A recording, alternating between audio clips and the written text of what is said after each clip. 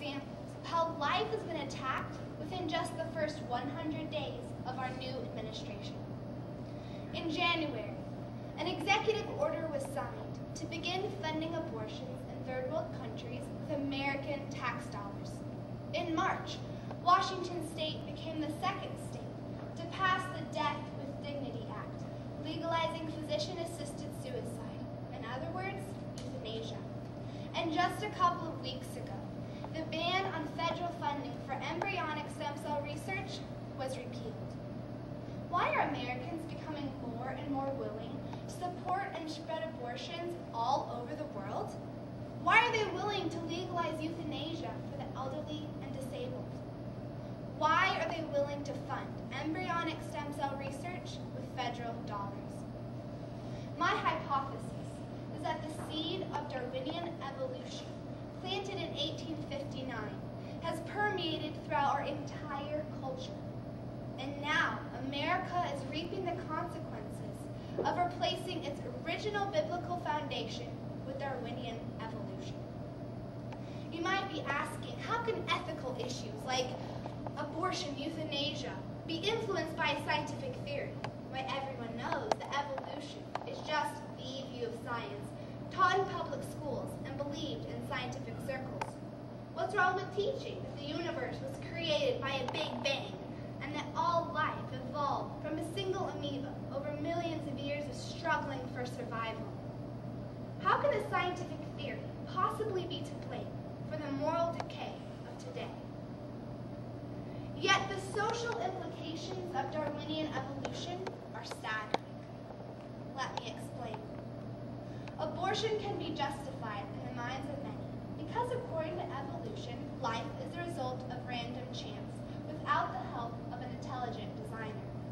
And if humans are merely highly evolved animals, there is no ultimate meaning to life, and there is no intrinsic worth or value in life itself. An embryo becomes inconvenient fetal tissue, and the mother has the right to dispose of it. Now, let's see how the seed of evolution has affected euthanasia. The Darwinian theory of survival of the fittest states that only those who contribute to society are considered valuable, and euthanasia comes directly from this utilitarian philosophy.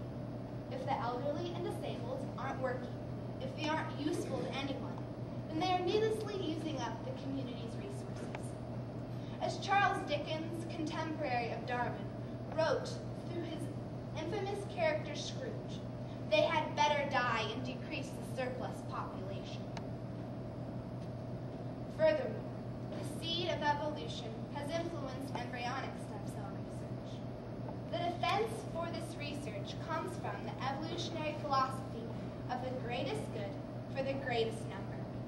What's the harm in destroying embryos, someone might say, when the research will hopefully, eventually, be able to cure hundreds of diseases?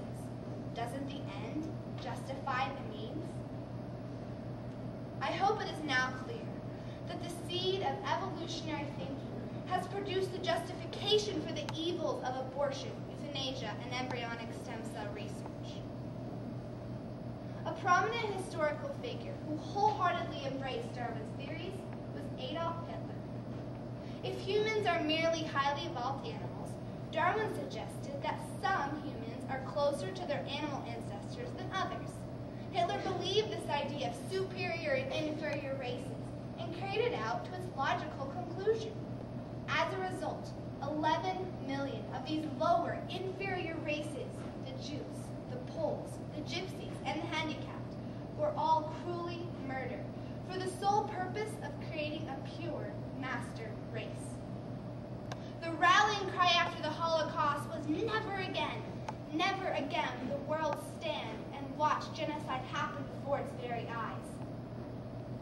Yet isn't it rather inconsistent to think that genocide will never happen again if the root cause, the root idea of evolutionary thinking does not change?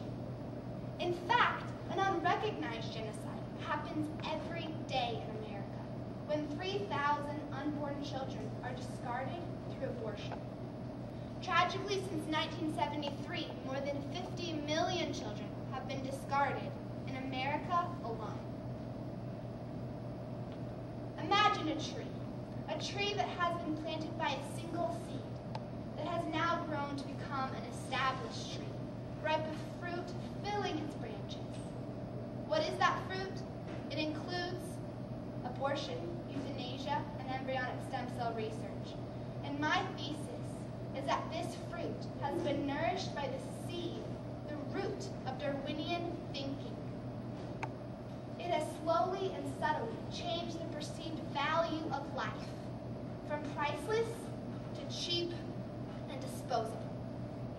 The more our nation ceases to embrace the Creator and instead substitutes him with Darwinian thinking, the more our nation will reap the consequences of a culture of death. As Christians and as supporters of the pro-life movement, I do believe that we must continue in our fight to educate our young people and the general public about the value of life. Yet I propose that we also address the root of the moral decay, along with addressing the fruit, the specific pro-life issues.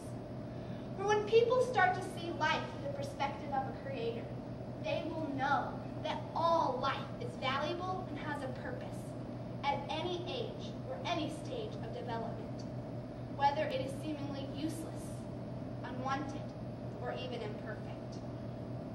This is the message that we must resolutely defend and consistently advocate, that one day